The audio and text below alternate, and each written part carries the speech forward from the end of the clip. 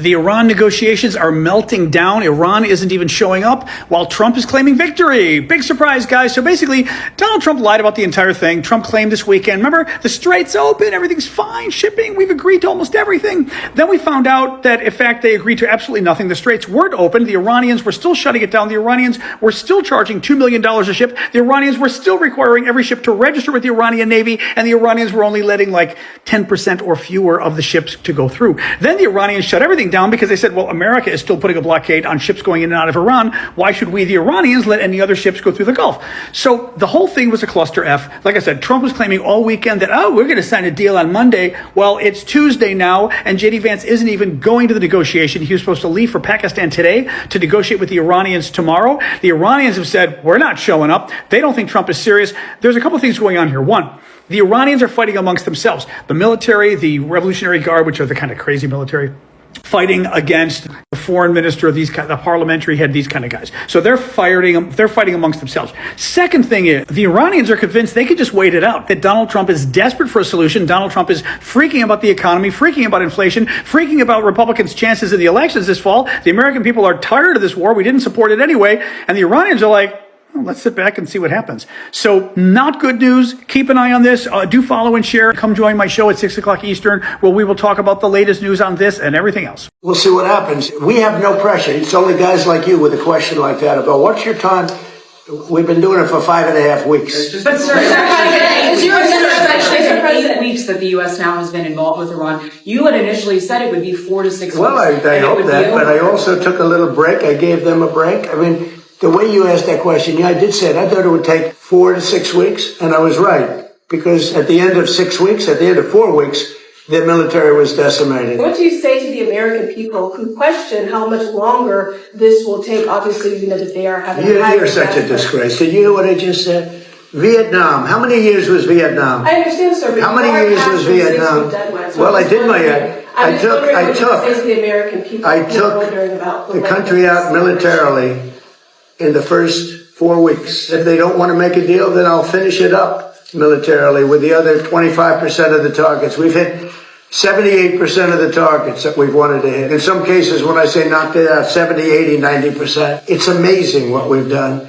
So I've done that within that period of time that I mentioned, but I don't want to rush myself, because every story says, oh, Trump is under time pressure. I'm not. No. You know who's under time pressure? They are. Do you agree with Trump attacking Iran? No, Trump is acting like he does not know what he's doing. Do you agree with Trump attacking Iran? No, he is an embarrassment to our country and our leadership. Do you agree with Trump attacking Iran? Starting conflicts rarely solves the real problems. Do you agree with Trump attacking Iran? If it means protecting the world from danger, then yeah. Do you agree with Trump attacking Iran? People supporting Trump might be running on outdated reality settings. Do you agree with Trump attacking Iran? If that's what it takes to save the world, then yeah. Do you agree with Trump attacking Iran? I think he is a coward who hides behind dangerous political moves. Do you agree with Trump attacking Iran? I think people who support Trump should reconsider and, maybe seek help. A recent social media post from Trump, a few key things to understand. First and foremost, ceasefire is probably over. And I say that because he's allegedly, according to what he's saying, ordered the Navy to strike any craft in the Strait of Hormuz that are laying mines. If you're attacking things based upon orders like that, that's not really a ceasefire. Secondly, he's lying again. Surprise, surprise. First off, with this whopper claiming that they're actually in the Strait of Hormuz, our Navy clearing mines. That's absolutely false. We are what's known as the Gulf of Oman. So you have the Strait of Hormuz that it's like an upside down U shape. And then at the bottom right leg of that U, as you go out, you're talking about the Gulf of Oman. And then farther east, southeast is the Arabian Sea. That's where we are, somewhere in that area. Nowhere near all the weapons and cruise missiles and other defenses in the Strait of Hormuz. Additionally, he claims that we're engaging in minesweeping. We don't really have any minesweeping ships that function. We have three ships called the Littoral Combat Ships. These were ships that are part of a disastrous Navy program. They basically couldn't find any mission for it. And when they finally did, it was using these basically packages rather than a dedicated minesweeping ship that they would put on with a drone and they would shoot it into the sea to find mines. The problem is it's functionally useless. We literally have no actual consistent, reliable minesweeping capability in our entire U.S. Navy. You know who does? NATO. You know who else does? Ukraine. They have tons of minesweeping ships. So that's why you need friends. I'll keep you posted. This is sarcastic, hilarious, it's paradox, it is wicked fun. I guess I need to call the Pope in here. We need to pray.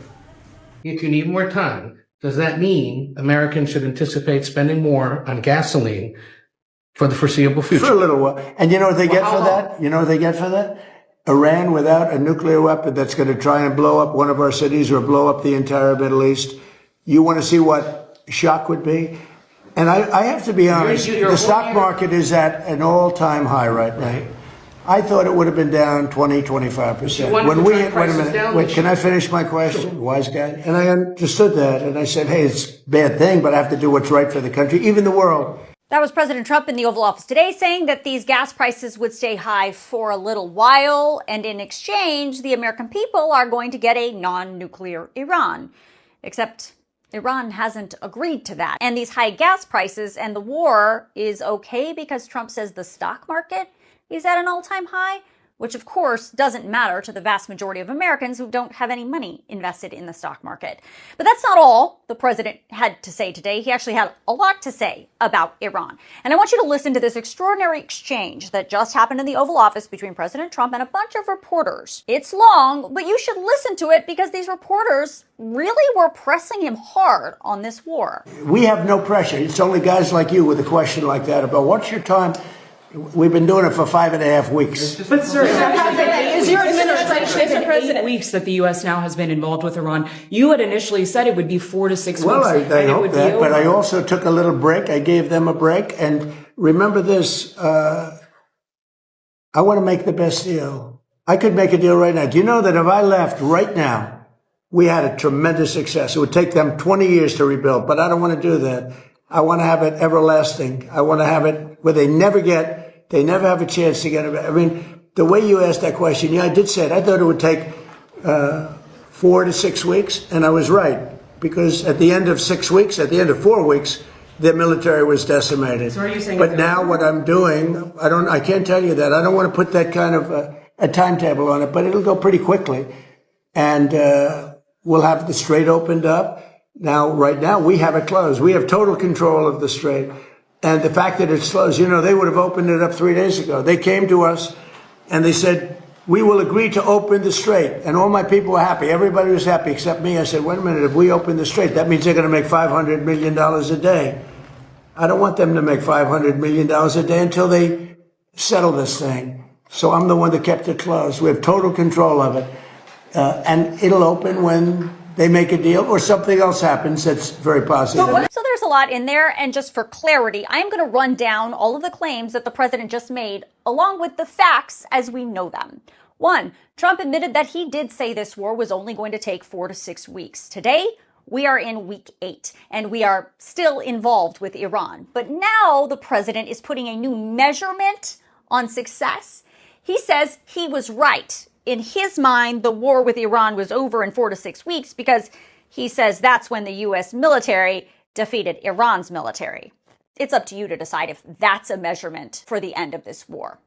2, Trump says he's under no pressure now to make a deal with Iran. He says he can wait this out as long as it takes. There are conflicting reports about whether that's true or not. There is reporting that Trump sees these skyrocketing gas prices and the midterms coming in hot and wants out of this thing. But during today's event, he said repeatedly he's not on a timeline anymore. 3, Trump says he hasn't pulled out of the conflict yet because he wants an everlasting deal with Iran so that they never get a nuclear weapon. That is true and accurate. Trump has been saying that exact same thing from the beginning.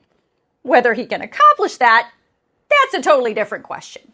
4, Trump said this will be over quickly. Of course, the word quickly is very subjective. Who knows what that means? Trump has been saying this war would be over quickly since the beginning of the war. And again, we are 8 weeks in. 5. Trump says the U.S. fully controls the Strait of Hormuz.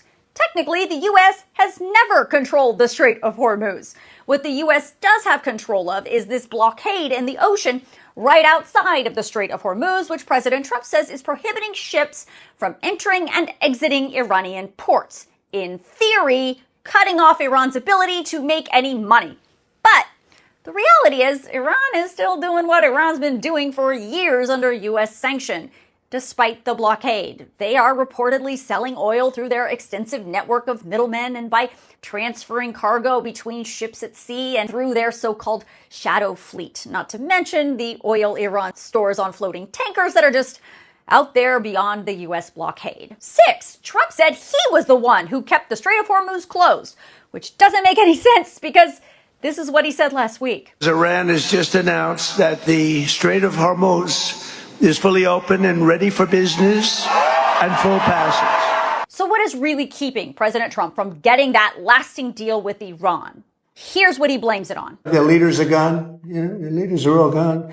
Part of the problem is that, that's why I can't really answer your question. They have all new leadership and they're fighting like cats and dogs for who's going to control. I can only tell you this, it'll end. I don't think it'll be very long, by the way.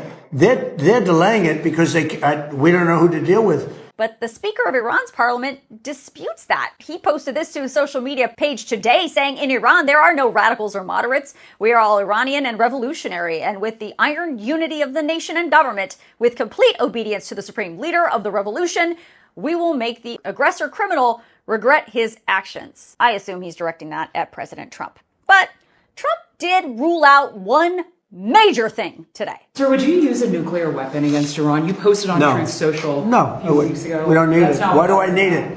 Why would a stupid question like that be asked? Why would I use a nuclear weapon when we've totally, in a very conventional way, decimated them without it? No, I wouldn't use it.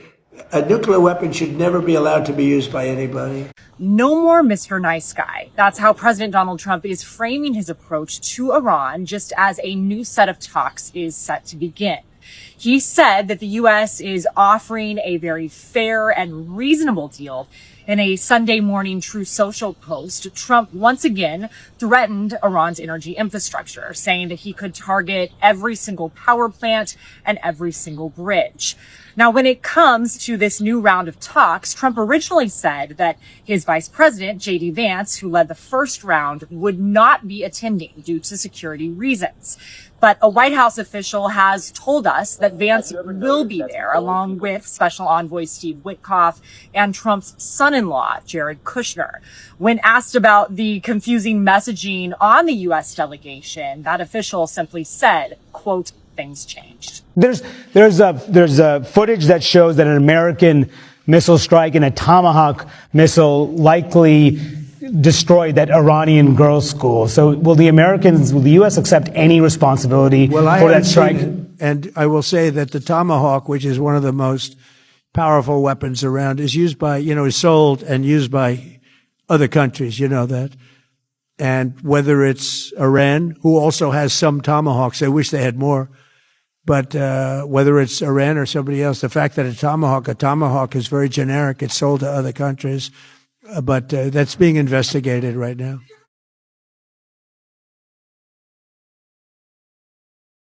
Right from the beginning, we projected 4 to 5 weeks. But we have capability to go far longer than that. The U.S. will be gone or done with the war in 2 I think with 2 or 3 weeks. The straits are in great shape. We've knocked out all of their boats.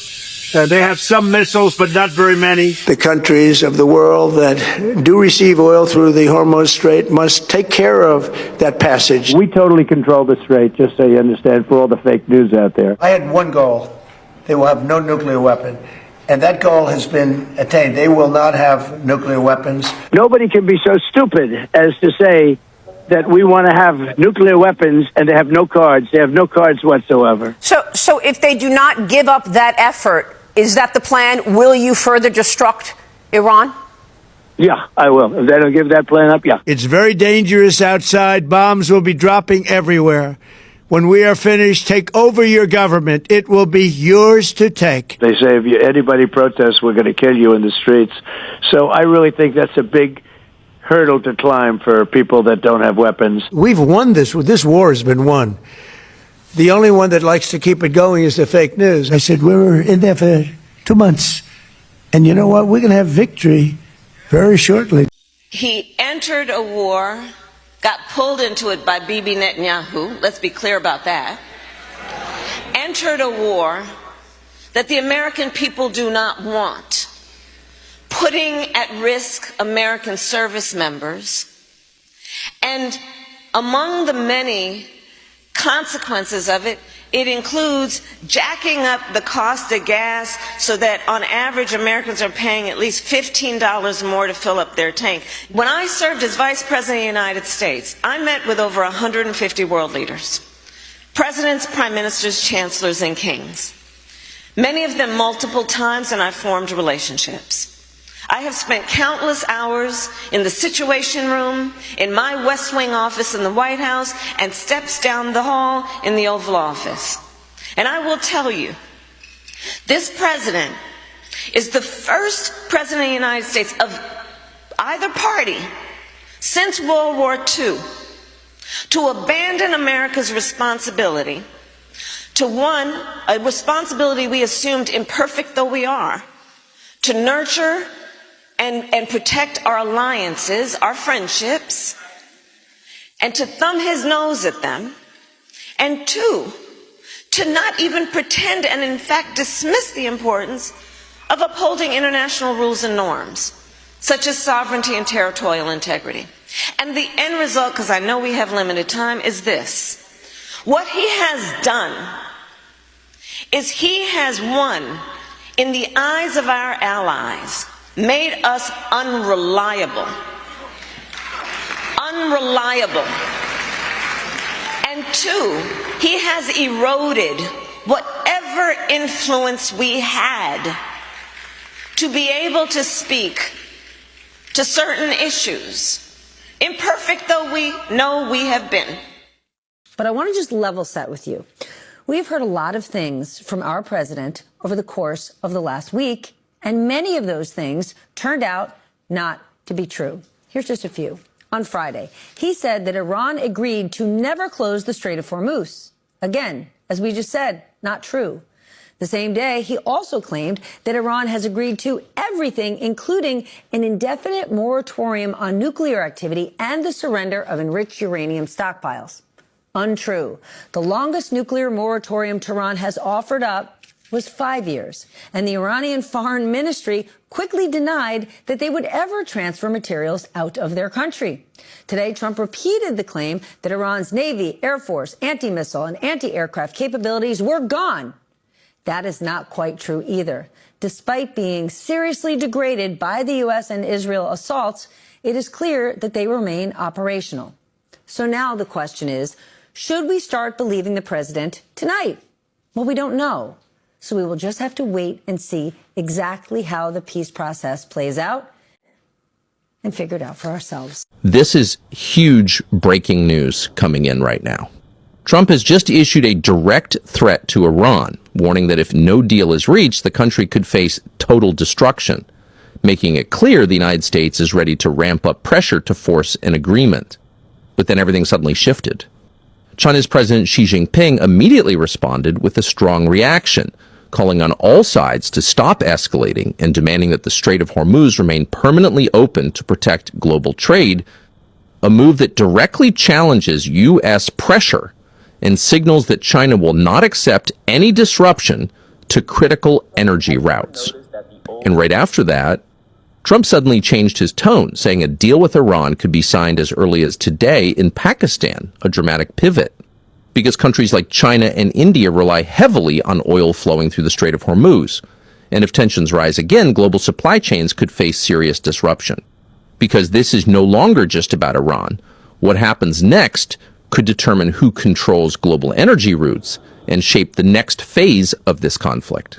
We have some major news. A deal to end the Iran war was close, and then Donald Trump ruined it by posting on social media, and that's according to his own advisors. CNN just reported on this in an exclusive article. They write, as the weekend approached, the U.S. and Iran were appearing to close in on a deal to end the 7-week war, but then Donald Trump did exactly what his staffers have repeatedly said they wouldn't do. He seemed to try negotiating via the press, posting about ongoing talks on social media and speaking to reporters by phone. Claimed publicly that Iran agreed to a host of U.S. demands that had not yet been finalized. He also said that Iran agreed to things like handing over their enriched uranium, which had not happened yet. Of course, Iranian officials outwardly rejected many of those assertions and denied that they were preparing for another round of talks. Now it's unclear where the peace talks go from here. Some Trump officials privately acknowledged to CNN that the president's public commentary had been detrimental to talks, noting the sensitivity of the negotiations and the Iranians' deep mistrust of the United States. I cannot believe that we live in a time where the president of the United States is more interested in posting on social media than actually securing a deal to end a war that he started. This is why having someone as crazy and incompetent as Donald Trump in the Oval Office is genuinely dangerous for the United States. Donald Trump right now is walking through political, military, and the geopolitical version of hell. He is trapped on all sides with no good options. Friday's laundry list of golden deliverables Trump said Iran agreed to right now are sitting at the bottom of the Strait of Hormuz. So far, the Iranians are paying zero price for embarrassing the President of the United States. This man fucking folded, y'all. This man folded. The ceasefire is now indefinite. This man went to the lengths of saying that they're going to drop bombs on Iran starting tomorrow night to now saying there is an indefinite ceasefire because Iran said they're not coming to the fucking table. Iran sat there and told y'all there will be no peace talks, no negotiations. JD Vance never got on a fucking plane, y'all. He never got on a plane. And on top of that, a general in Iran made it very clear that if Wigzara start popping off, they going after every oil refinery on the Gulf. They fucking up all our shit. They've made it very clear. On top of that, y'all, I'm sorry, this shit is not funny. He said he gonna keep the blockade up, which is an act of war, so I've heard. So you're not moving the blockade, which is the reason why we don't have an agreement, but we have a permanent ceasefire. What the fuck is going on? At this point, I don't know what to report. I think every American is sick of being lied to about the Iran war. Because it seems every single day we're getting a new story and a new headline about whether a ceasefire deal is getting closer or whether we're getting further away from one. And the Trump administration is doing nothing to help this. In fact, the current ceasefire deal between America, Israel, and Iran expires this Wednesday. And Trump has already rejected any sort of extension of the ceasefire unless Iran agrees to stop their nuclear weapons program. And as we've seen, any sort of talks to get them to stop their nuclear weapons program has gone literally nowhere. In fact, while JD Vance was negotiating Iran to put down their nuclear weapons program, Trump was at a UFC fight in Miami. And as of today, dozens of people, including dozens of veterans, were arrested on Capitol Hill for protesting the Iran war. And for good reason too, because every single day we're being told we're getting closer and closer to peace, and then Iran is bombing ships in the Strait of Hormuz, or they're bombing people on American bases. We don't know what is going on with Iran and America, and we don't think an end is anywhere near. However, midterms are right around the corner, and if Republicans in the Trump administration don't wrap up this war, it is almost a surefire loss for them that the Democrats will win the House and the Senate. So I think in the next month or two, we will see an official end to this war, but until then, I think we're just going to have to handle all of the lies that the administration tells us. Trump drops jaw-dropping attack on Democrats, opposing the Iran war. Traitors, all of you. No, Donald, they're not traitors. The biggest problem here is it's just you. You think you know everything, and you're an old man that doesn't know anything about the world stage. And you've been put in a position, but you don't understand the position of president. You think it means king. You think you get to decide everything. And a wise president knows to use those people around him who are true experts, like the military, for example. But see, you just run off at the mouth because you believe in your heart of hearts that you know everything. And people that believe that, I've never met a single one that didn't know nothing. Because that's what know-it-alls know. They know nothing. And smart people know what they know and know that they don't know that much. And they seek advice from others. Donald, you're just dangerous. In every sense of the word, you're just dangerous.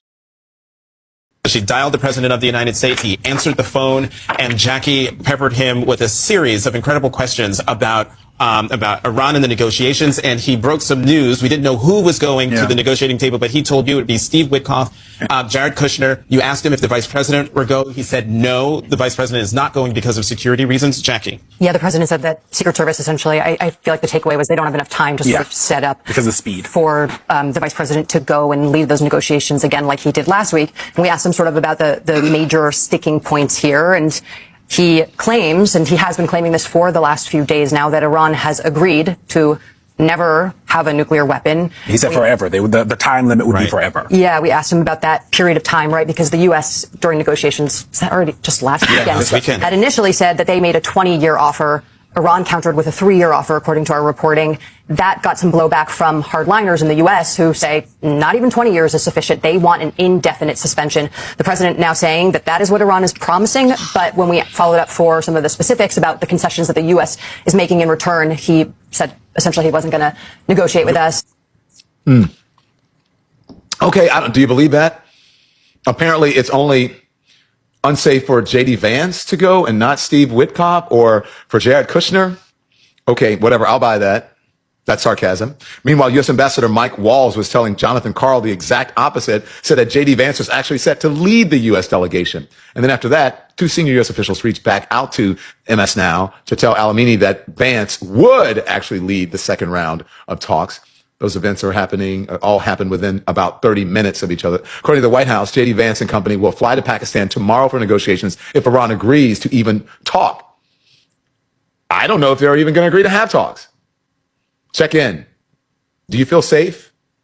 Do you feel like the administration has a plan for negotiations? And how do you feel given J.D. Vance, Jared Kushner, and Steve Witkoff will again be leading those talks?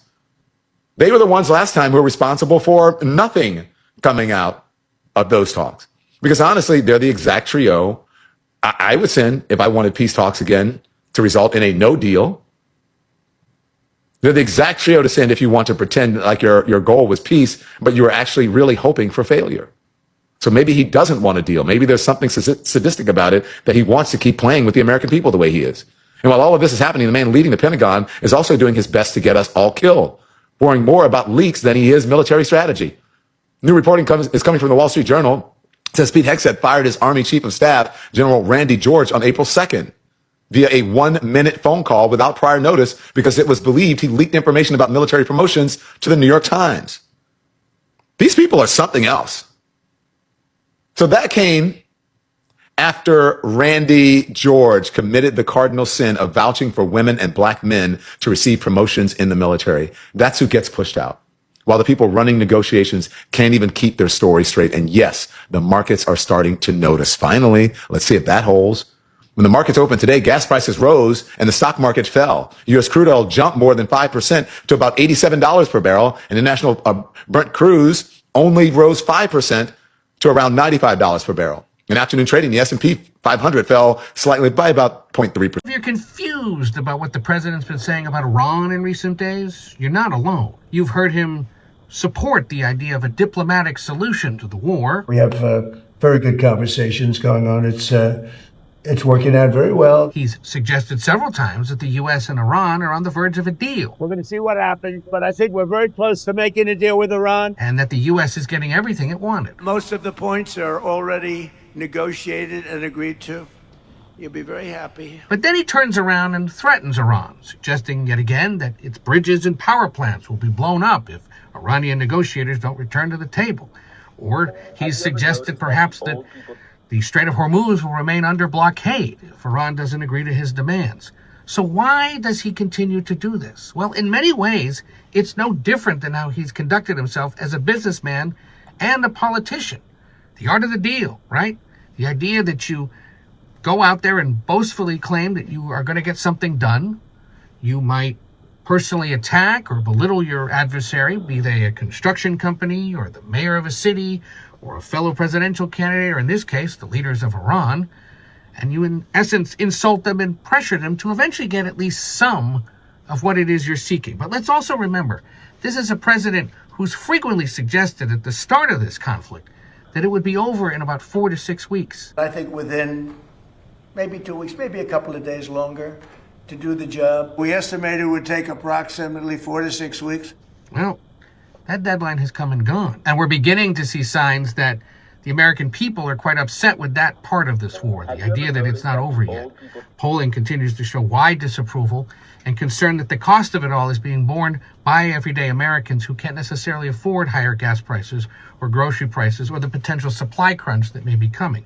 It's why you saw the president initially start by suggesting gas prices will temporarily go up and then come down. And now in more recent days, you've seen him struggle to try to define when exactly these price hikes will come down. He's suggested it might be later this year. His energy secretary said it may not be before the end of the year. And the president very quickly on Monday turned around and said, no, he's wrong, because he understands there's a real political cost now to all of this talk. You know, there's an expression for tennis players that you don't want to be in no man's land, which is kind of right in the middle, right between the net and the back area of the court. Because once you're in the middle, you kind of have to commit to one way or the other, right? Am I going to go to net? Am I going to stay back? And Donald Trump is in kind of no man's land or no person's land in the war. He's not committing ground troops and doing a ground invasion, which our military leaders say that they believe they can take Karg Island, they can take control of Iran, but it will cost tens of thousands, if not hundreds of thousands of service member deaths. And it will be bloody, and it will be one of the, I think, biggest death situations, I think, in the history, perhaps even bigger than World War II, of our soldiers ever. I think worse than Vietnam, but our military says, if that's what you want to do, here's how we do it. Here's the plan. And the top generals and admirals said, here's how you do it. Let me be very clear in my view. I think this whole war is unlawful, is unjust, is catastrophic, that we were pulled into it by Netanyahu. I'm just want to give you my opinion. So I'm not endorsing that plan. I'm just telling you what the military generals have said. We can do it. It's going to cost tens of thousands, if not hundreds of thousands of American soldiers. We'll have to see. I mean, to me, I don't think we could do it, even if the generals claim. I think it'll look like what's happening with Russia and Ukraine, where there's been,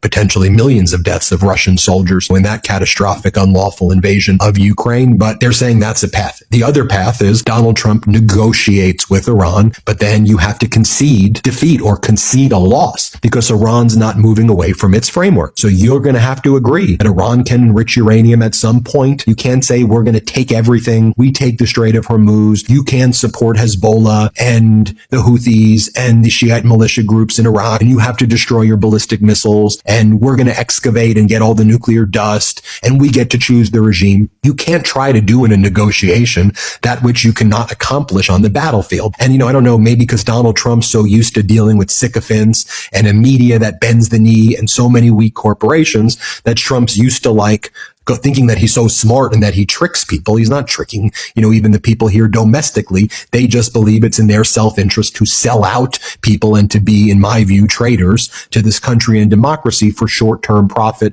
over the long-term stability, frankly, of their companies and interest in this country in order to be Trump sycophants. Like, Iran realizes what he's doing. So Trump's in no man's land. In other words, he thinks that he's going to social media post his way out of it and that he can just do extensions, 2 weeks ceasefire, 2 weeks, 2 weeks, 2 weeks, 2 weeks. Maybe everybody forgets about it, like the healthcare plan, and everyone's like a miracle. Nobody's going to talk about it. And then maybe a new crisis develops, or maybe Donald Trump just keeps on delaying it. And then he gets bailed out by Gulf countries who try to reach a solution, or he gets bailed out because Europe is in a jet fuel crisis, or Asia is running very low on fuel. So China maybe figure it out. And then Donald Trump swoops in and goes, I figured it out.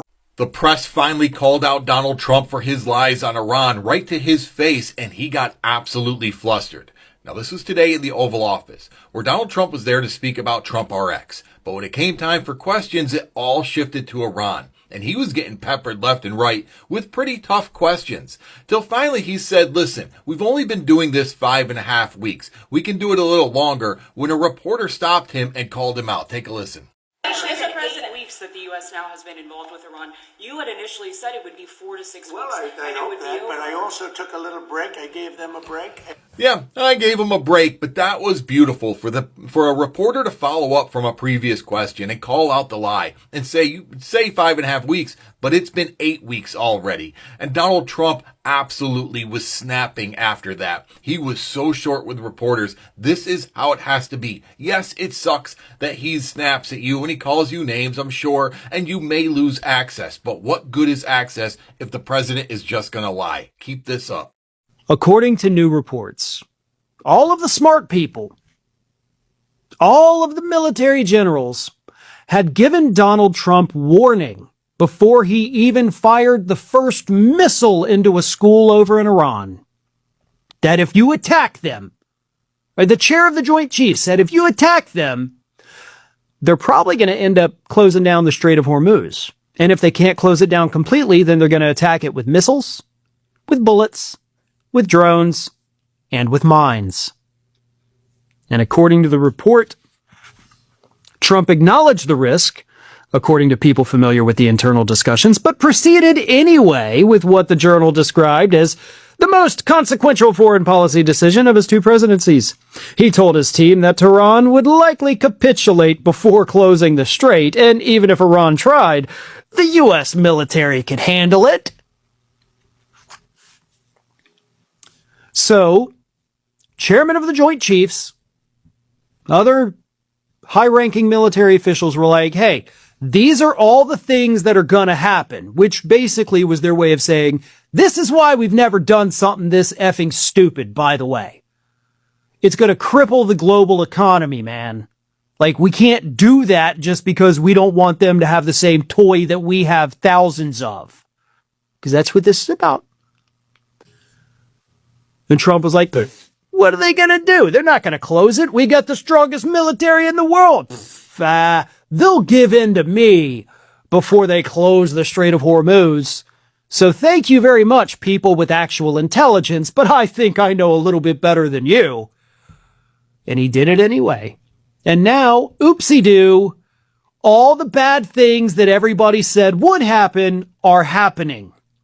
In fact, the military leaders are also telling Donald Trump right now that we cannot use U.S. military vessels in the Strait of Hormuz to protect oil tankers.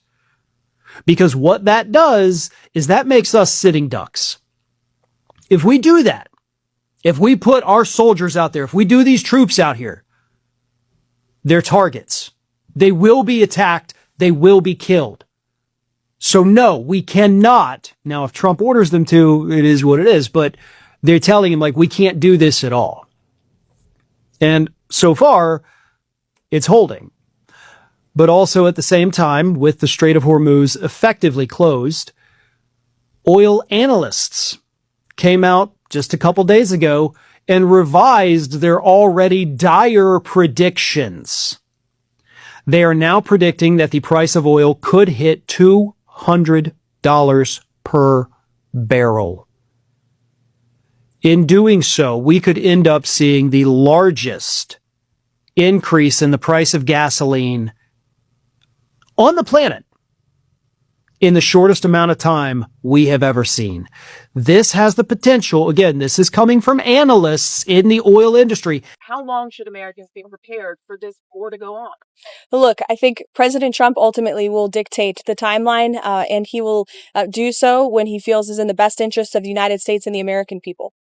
All right, Trumpers, come and get me. Hey, listen, do you guys not care that Donald Trump is not holding up to his end of the deal? Do you not care the fact that he promised you $2,000 and has not delivered, and now he's giving it to the large corporations to continue helping the rich? You don't care about that? I mean, here's what I don't understand, America, is that the fact that they promised you $5,000 Doge checks, how many more lies does the Trump administration have to do before you turn your back on him?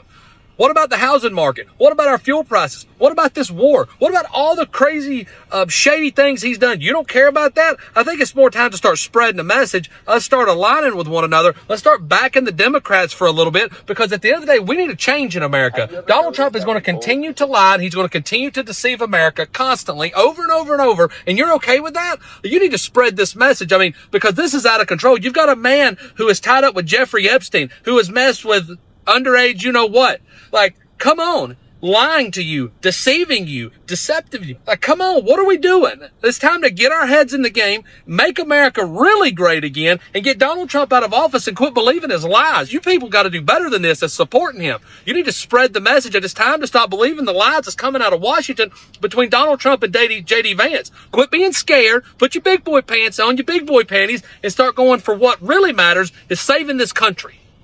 You voted for Donald Trump. Yes, I did. You said no new wars. Yes, I did. You're at war. Yes, we are. Why? Because we want more America.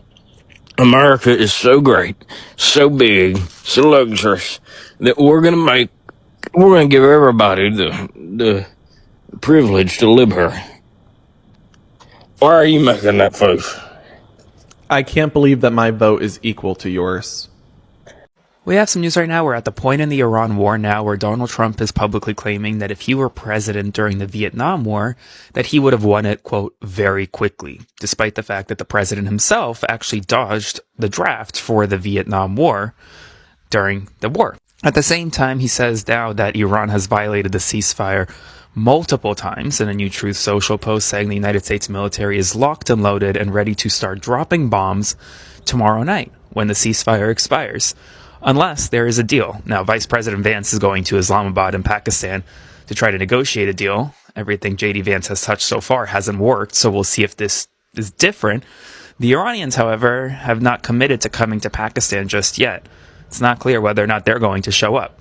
So now we're at a point where Trump is musing about Vietnam, while also suggesting that the war in Iran may last a lot longer than he wanted to, or at least first said would last. So we'll see what happens. Spread the word. Follow for more. This is a total fucking mess. For the last 72 hours, the Trump administration has been in complete disarray as the war in Iran has been spiraling out of control. In this video, I'm going to simplify and break down the madness that we've seen in the Middle East, because it's a need to know. First of all, U.S. service members stuck in the Middle East are now rationing food, and hygiene products are running incredibly low, and some of them are now preparing for deployment. And this is because Trump is now preparing for a massive escalation in the war. According to the Washington Post, U.S. troops are now preparing to board Iranian oil tankers and seize their oil. Why? Well, it's an attempt from the Trump administration to force Iran to reopen the Strait of Hormuz. But this is where things get really confusing, because yesterday's breaking news headline was Trump announcing that Iran had reopened the strait, and in fact that they vowed to never shut it down again. So in less than 24 hours, Trump went from saying that the strait was reopened to now considering deploying troops to force Iran to reopen it, marking a massive escalation in the war. So what the f*** happened? Good question. Well, yesterday, it's true. Iran did reopen the strait because Israel had achieved a ceasefire agreement with Lebanon.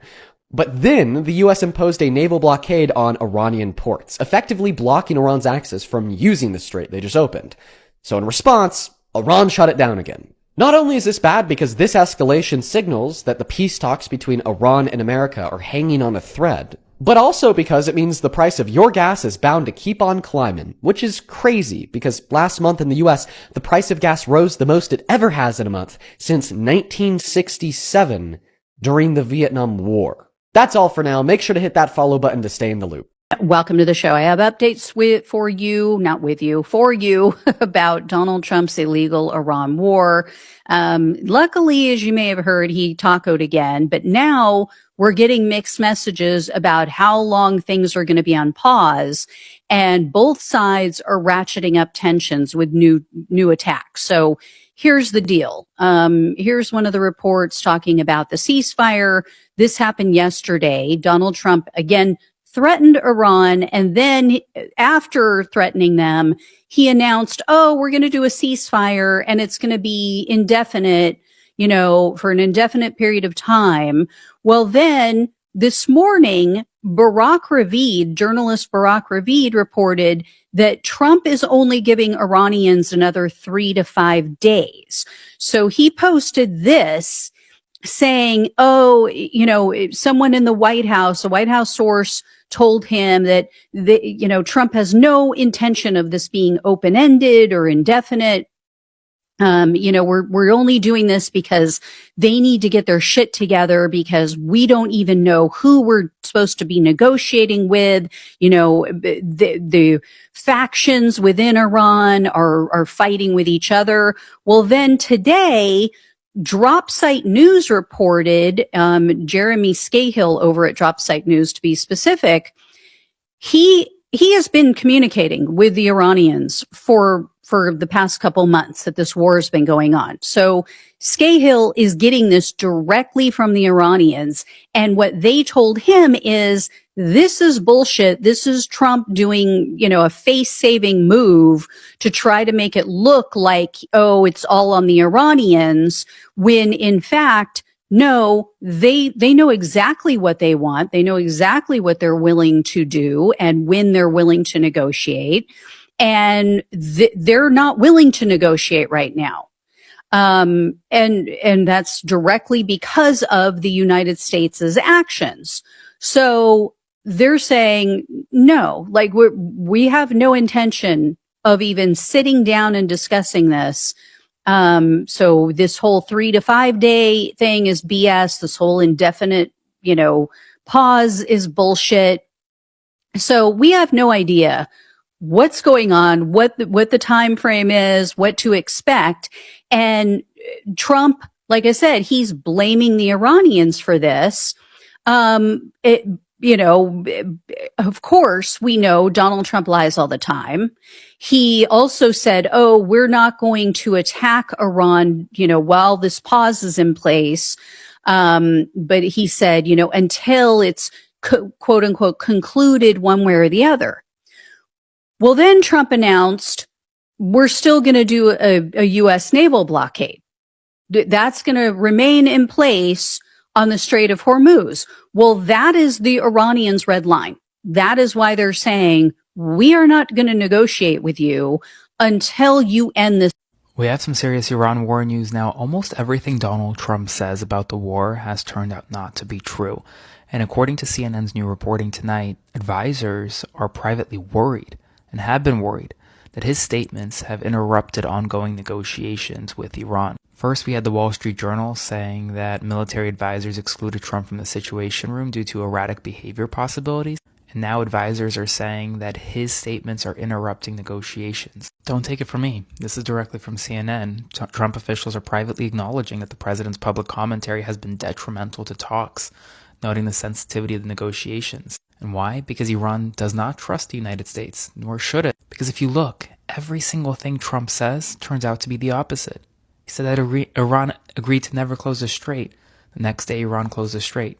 He said that Vance wasn't going to Pakistan. Officials said that Vance is going to Pakistan. He said that Iran has no military anymore. Iran continues to have a military. Trump said the Pope said Iran issued a statement saying Iran can have a nuclear weapon. That never happened.